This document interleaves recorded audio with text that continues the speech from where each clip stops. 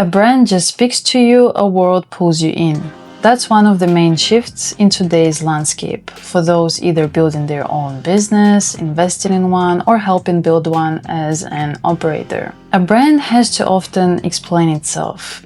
A brand world doesn't need to. You feel the gravity as soon as you enter that world. In this episode, we are breaking down what it actually means to build a brand world, not just a brand. We will look at two case studies. 39BC, a luxury fragrance and bathing brand that turned ancient history into a living world, and Open, a mindfulness app that redefined an entire saturated category with one creative decision. And then we'll get into a practical 5-step framework you can apply to whatever you're building starting today.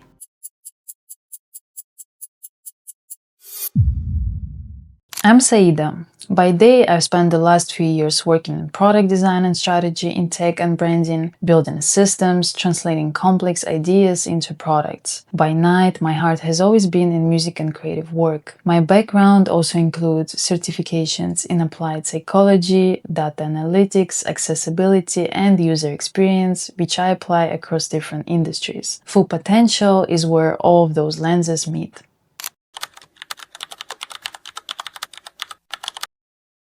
World building as a concept didn't originate in business and branding. It actually came from fiction and storytelling, where writers and filmmakers built entire universes with their own histories, languages, and rules that existed independently of any single story. And then business world borrowed it, which is actually quite recent. The logic being, if you can make someone feel like they're stepping into a world the way a reader or viewer does, you've created something far more durable than a campaign. Brand world building is immersive. It's like creating a whole ecosystem where every touch point, whether digital, physical, or emotional, is part of the bigger story. Traditional branding is a set of signals: logo, color, tone of voice, typography, good copy, content design, and so on. And these things matter, but today they're the surface layer. World building is the mythology underneath. The brands that do this well, and there are actually not that many that can do this well, make you feel like discovering them was personal, like you found something meaningful. And that feeling, that is not accidental. That is the result of deeply intentional creative direction. Today the difference matters more than ever, because identity alone is kind of cheap. Because AI can generate logos, it can generate campaigns, it can generate entire visual systems overnight, but it cannot generate lived environments with depth, history, behavior, and emotional gravity. The first brand I want to look at is 39BC. 39BC officially launched its debut collection very recently, in late 2025, through a series of exclusive events and retail partnerships. It is a luxury fragrance and bathing brand founded by serial entrepreneur Sharmadean Reed. The name serves as a timestamp for the year 39BC. A period of significant transition in the ancient world, such as, for example, the alliance between Cleopatra and Mark Antony. So, at a first glance, it's a luxury bath and body brand. Fine fragrance shower oils, beautiful packaging, sensory and elevated. But here's where the world building begins. First with the name, 39BC. That is a specific year in history. 39BC is not selling you shower oil, it is inviting you into a world rooted in ancient bathing rituals. And here's the quote from the copy on their website that I'd like to read to you. From ancient Roman bathhouses to Japanese onsens, from the hammams of North Africa to the temazcales of the Central Americas, the act of bathing has always been more than functional. It is symbolic, sensory, and transformative. 39BC is a study in beauty as pleasure, bathing as a ceremony, and ritual as a connection. Every product is designed to capture a story, stories of love, power, pleasure, and transformation. We are drawn to the collective myths, real and imagined, that define unions and key turning points in history. The founder herself has described 39 BC as beauty as cultural literacy. Think about what that means for a moment. She's not saying, here's the product with these ingredients and these benefits. She's saying, here's a practice with a history that goes back thousands of years, and you're part of that lineage every time you use this. This is world building. The product becomes a portal into something larger than itself. And critically, the world she built is specific enough to have a point of view, but expansive enough for a broad range of people to see themselves inside of it. Whether you look at the website or social media of the brand or the community events that they create, you see how she's building this world in real time through such things as literacy, history, visual and sensory experiences, connection through participation of the community of the brand, and so on. One of such examples is the product launch event that the founder Sharmadine Reed hosted with special guest Professor Joanne Fletcher at the Petrie Museum in London. This launch event included conversation about Cleopatra's rituals, political genius, and beauty philosophy. That's the kind of immersive educational approach that makes 39 BC more than a brand. It makes it a portal to history and entire world. They also use subtle storytelling. And when I say subtle, I mean how they tie each product to a distinct era or mythology. So, for example, a single oil might be connected to a specific ancient ritual or historical time period. They don't say it explicitly, but you feel that depth in the imagery, the design of each product, the names, and how the product sits in your daily life. So it's not loud, it's the layered, quiet presence that you gradually discover. As I already said, 39 BC launched very recently, and I genuinely love the world they're building, and especially love how they lead with intelligence rather than just senseless consumption. I'm excited to see where they take this. If you want to follow along with them as well, I've linked their socials in the description. Before we continue, if this episode adds value, feel free to subscribe or interact. It really helps the channel grow. And if there is a topic you'd like me to explore next, drop it in the comments.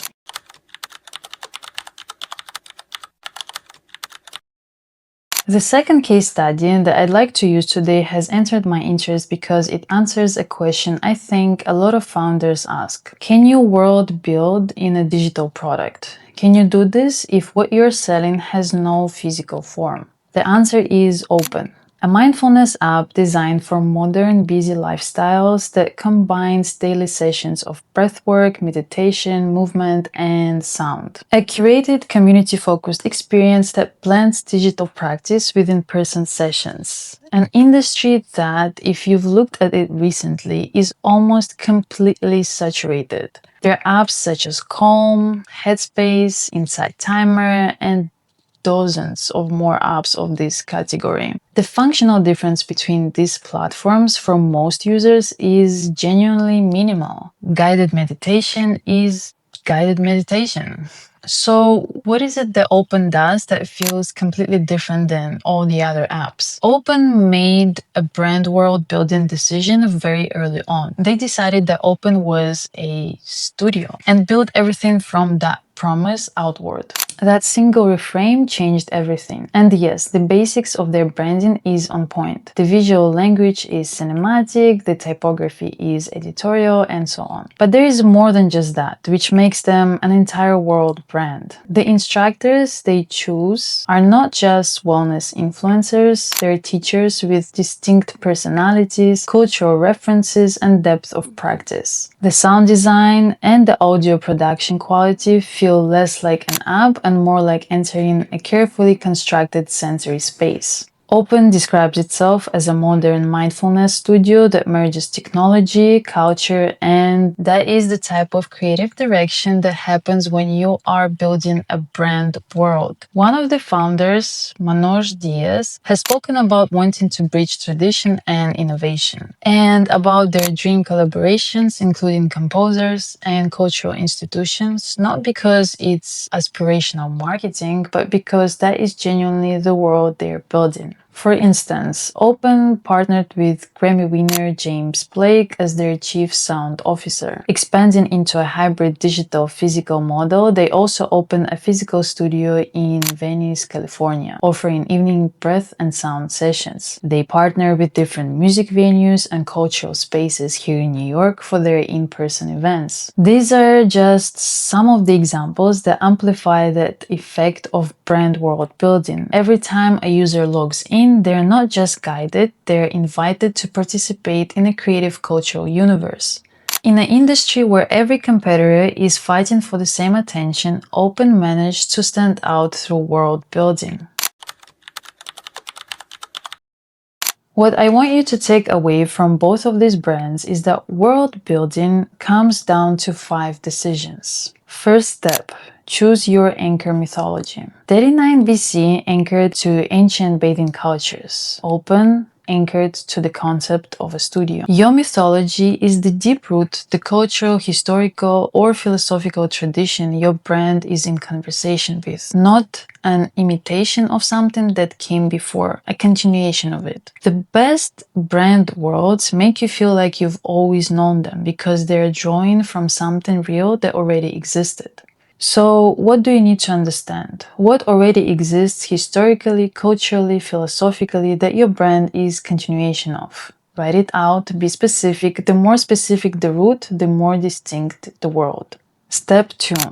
Define what your world deliberately ignores. Every strong brand world has edges, things it leaves out as much as things it includes. And those decisions of cutting out the noise are just as defining as everything you put in. For example, Open's teacher roster emphasizes experienced practitioners rather than being driven by social media influencer marketing. And they do the influencer marketing as well, but that's not the center of how they operate. That signals this world takes the practice seriously. It's not just trend adjacent. 39 BC doesn't position itself inside the wellness trend conversation either, even though it easily could. It stays anchored to cultural literacy and history instead. That distance feels to me as an active choice. The question isn't what you dislike, it's what would dilute your world if it were included. What would make you look like every other brand in your space? Draw the edge around that. Step 3.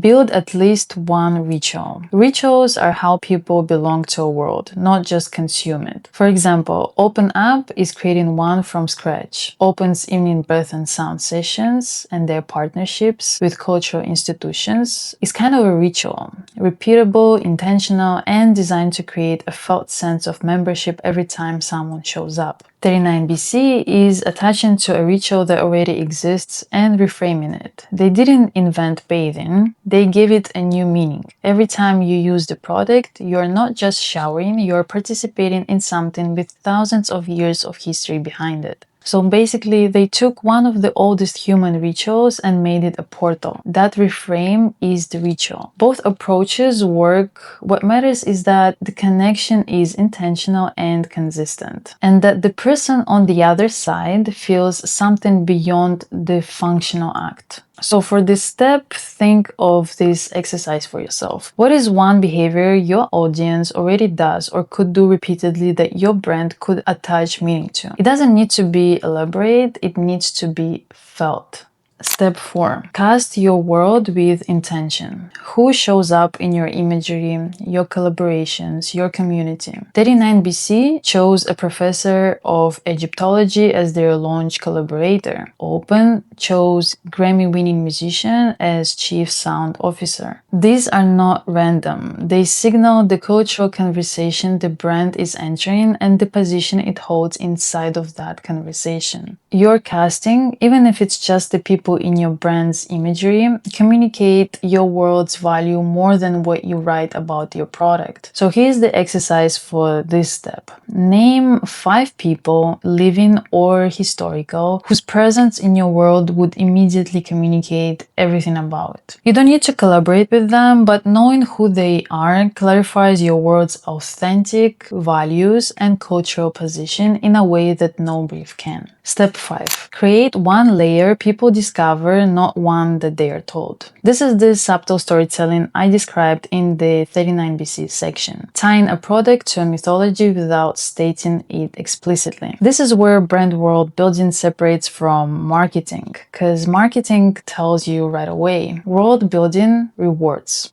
The people who find the hidden layer feel like they discovered something special. That feeling of discovery is one of the most powerful forms of belonging a founder can create. So here's the exercise. Identify one element of your world that exists purely for the people who go looking. A reference in a product name, a visual detail, a piece of copy that rewards attention. Build one thing that doesn't need to be explained because the right person will already understand it.